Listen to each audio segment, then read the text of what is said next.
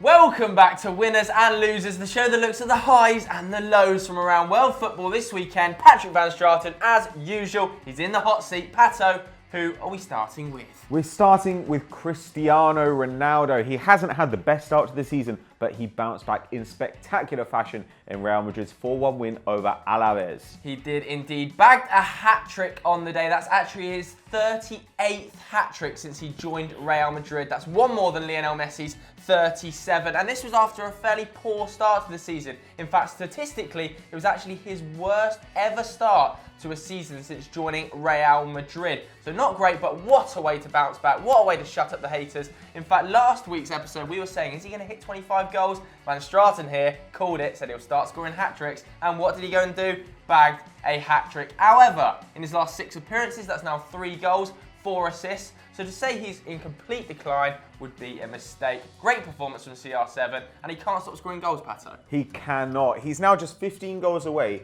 from being the top scorer in the history of Europe's top 5 leagues. Now, across his performances at Man United and at Real Madrid, he's got 351 goals. Jimmy Greaves is the top scorer ever with 366. Compare this to Lionel Messi's 319, and you get a picture of how incredible Cristiano Ronaldo has been. And Real Madrid as well are in fantastic form. They've now got no losses in their last 22 league games. They've scored 75, conceded 19. And actually, they're the only club in Europe this season who have not lost a single game in any competition. It's incredible stuff. And this strength goes all the way around the squad. Gareth Bale, he's just got a new contract, which actually has made him Real Madrid's top earner for the time being. We'd expect Cristiano to get a little salary boost soon. And it's not surprising when you see that Gareth Bale has got 50 goals and 32 assists in 90 games for Real Madrid. It's incredible stuff. Cristiano Ronaldo, you're firmly back in our winners, but will he be there at the end of the season? Could he be top scorer in La Liga? And will Real Madrid take the title? Let us know in the comments below. Our first loser comes from Germany, and rather surprisingly, it's Borussia Dortmund yet again, who drew 0-0 on the weekend with local rivals Schalke. They've become probably the second hipster choice in Germany now, haven't they? Slipped right behind RB Leipzig, probably the most hated club in Germany, but across Europe, all the hipsters love them. And in fact, here's a statistic for you. They became the first club since Preston North End in 1888 to not lose a game in their first 9 on the weekend since being promoted to the top tier. That is ridiculous. Ridiculous. But back to the game in hand. Naldo, I'm going to put my hat on as one of the top performers in this game. What a performance from the Schalke centre-half. Some of his statistics here: 2 tackles, 5 interceptions, 8 clearances, 2 aerial duels. What a performance from Naldo. But Thomas Tuchel is really struggling. Oversaw a big rebuilding job in the summer, didn't he? He spent about 100 million euros. He brought in some really young players and some slightly more experienced Bundesliga faces, the likes of Schürrle and Röder. And Schürrle is letting him down in particular. He's played just 299 minutes since joining Dortmund. Not really good enough from a major signing. However, Tuchel has sold the likes of Gundogan, Mkhitaryan, Hummels, so it was never ever going to be easy. Really, they've started the season unacceptably poor, haven't they? It has not been incredible. I mean, they were really bad in this game. They, in fact, didn't have a single shot in the first half.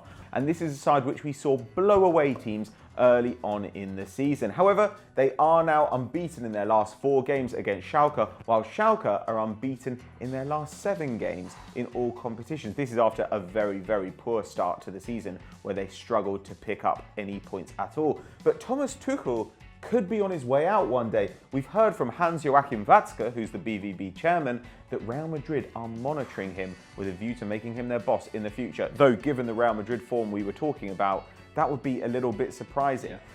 Dortmund are now 7 games without a win in all competitions. They're 6th in the league and they're 8 points behind Bayern Munich. But just how badly can this season go for them? Will they be pipped to second by RB Leipzig? Let us know in the comments below. Next up in our winners category are Atletico Madrid, who beat Malaga 4-2 at the Vicente Calderón. Yes, Diego Simeone's title assault is well and truly underway. Atletico Madrid now lead the charts in terms of goals scored at home of anybody in Europe's top 5 leagues. And in fact, they've conceded just 6 league goals at home, and 2 of them came in this game. Their front line as well, in particular, looking very impressive. GGC, as I have nicknamed them. Griezmann, so far, has contributed to 11 goals. That's 6 goals, 5 assists. Gamero has 5 goals, 3 assists, and Carrasco has 7 goals, 2 assists already. That's pretty incredible. And they've also scored 4 goals 4 times already this season. Last season, they only did that once in the whole campaign. I think everybody knew how good their defence is, but if they can start scoring a bucket load of goals, the league is seriously in trouble. They should look out for Athletic. And there are some incredible individual performances going on in that front line. As Joe says, Carrasco has been on fire. 6 goals in his last 6 appearances for Atleti. Kevin Gamero has had a hand in 5 goals in his last 5 appearances at home. That's 3 goals, 2 assists. Griezmann made 2 assists in a single game for the first time at the Vicente Calderón in all competitions this weekend. Gamero now has 21 goals in La Liga since the beginning of last season. Their home form is terrifying, their defence is unbelievable, and now their attack is truly on point. Where could they go this season? Will they make it back to another Champions League final? Let us know in the comments below.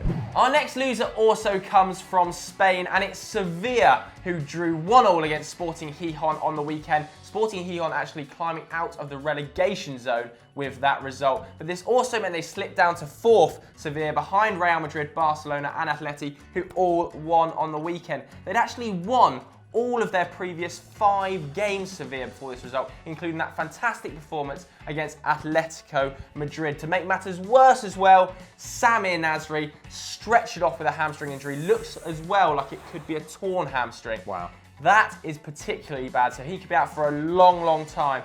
Not a great day for Sevilla all round, was it, Pato? No, but Luciano Vieto continues to be very impressive indeed. He's already got 4 goals in the league, and he's actually contributed a combined 6 goals and assists so far this season in 9 appearances. To put that in context, in all his time at Atletico Madrid, he managed to be involved in just 4 goals. Steven Nzonzi does seem to be thriving in this pivot role. He's been talking about how much it's helped him to move into that position under Jorge Sampaoli, but their away form is still a concern. Last season, under a different manager in Unai Emery, in their 19 away games in La Liga, they won 0, drew 9 and lost 10. That is appalling, and that's something that Sampaoli does need to address if he wants this side to compete at the top of the table. But they are still in the top 4. It's still been a good start to the season, but they can't be dropping points like this again. Next up in our winners category, it's the mighty Arsenal. Oh my goodness me. They beat the incredible Sunderland, who, as we all know, will challenge for the title this season. They beat them 4-1 away on Saturday. Now, Arsenal took an early lead. Alexis Sanchez got the leap on a guy who's about a foot taller than him to score an excellent header, but they failed to add to it. And when they gave away a penalty, which Jermaine Defoe scored in the second half, it looked like it was same old Arsenal, always choking. However, Olivier Giroud made an appearance, and his handsomeness must have blinded Jordan Pickford in the Sunderland goal, whoever the that is. Olivier Giroud scored 2 goals in quick succession, and Alexis Sanchez added a 4th to give Arsenal a very important 4-1 win. This is the sort of game we've seen them choke away a million times, and it really showed that they had a plan B. Last week against Middlesbrough, they struggled because they didn't have an option that they could push up front in place of Alexis Sanchez. This time Giroud came on, and he genuinely did change the game. Now, Arsenal are now level with City and Liverpool on 23 points, while Chelsea are 1 point back of them on 22. This is actually the first time in Premier League history that all of the top 3 have scored 4 goals away from home on the very same day. It's really interesting times. Arsenal, though, it now gets tough. They've had an easy month, and now they're going to face United away. They've got to face Spurs, and they've got to face PSG. So that will be a real test of their credentials. If they come through that, maybe we could talk about them going all the way. Yeah, I think this might be a bit of a different Arsenal this year. I really do think they've got a deep squad. They've got a fantastic defence. Laurent Koscielny in particular, here's a great statistic. He's only given away 2 fouls in 810 minutes of Premier League football. And neither of them were fouls. Neither of them were. And both of them came against Diego Costa. So Laurent Koscielny started the season well. I think it's testament to how well Arsenal have played this season that they're almost slipping under the radar. Like you said, 14 games unbeaten, and Wenger isn't getting much credit for that, given the fact that Ozil registered his 1st assist of the season on the weekend. That shows how much other players have been contributing. And Olivier Giroud just getting back to full fitness now, isn't it? 2 goals from his 2 shots on the weekend in just 5 minutes. He does offer a different angle, like you said. You've got Perez up front, you've got Sanchez up front, and then you've got a battering ram of Giroud up front. You call him a battering ram though, Joe. Don't know why I've said that. He's actually got a goal every 136 minutes of Premier League football. Not too bad for a donkey up front. You've also got Sanchez as well. He's contributed to 8 in his last 8. Really impressive stuff. And Arsenal look like they could be realistic title contenders, but can they win the league? Vote in the poll up there. Our final loser comes from the same game, and I'm sorry to say again, but it's Moise. You are nothing, you are a fool, and you are a waste of time, is what Sunderland fans must be screaming at their televisions as they sit bottom of the league on just 2 lonely points. David Moyes still yet to win a Premier League game as Sunderland manager, and they've got a goal difference of -13 after just 10 games. They are seriously challenging Derby County for the lowest points haul in Premier League history. Derby actually took 3 points from this amount of games, so David Moyes is underperforming massively. In fact, this is, Patrick, the lowest points tally in Premier League history. Well, joint with Manchester City in 95, 96. But what you have got to look forward to, in 20 years, Sunderland, you'll be playing Barcelona if you're following Man City's formula. Yeah. Anyway, but are you? I'm not convinced. 939 days without a win now for Moise in the Premier League. 939! Yeah, well, I've got something worse than that. Jack Rodwell has now gone 1,272 minutes without a league win. In the last 34 games that he started, Sunderland have failed to win. David Moyes has now lost 14 Premier League games to Arsene Wenger. That's as many as he lost to Sir Alex Ferguson.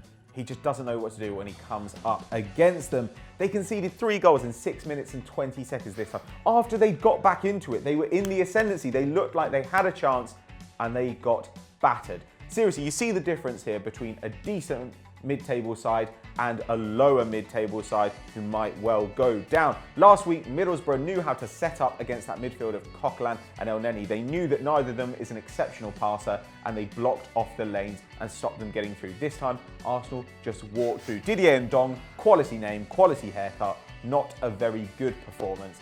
It was bad all round, and Lamina Kone is on 70k a week. He got paid 70k to turn in that shit tip of a performance. The ball was coming in, he just needed to head it. Alexis Sanchez sprang up from behind him and just nodded it in. It's embarrassing stuff. Sunderland, this might well finally be it. We think you're going down. Fingers crossed.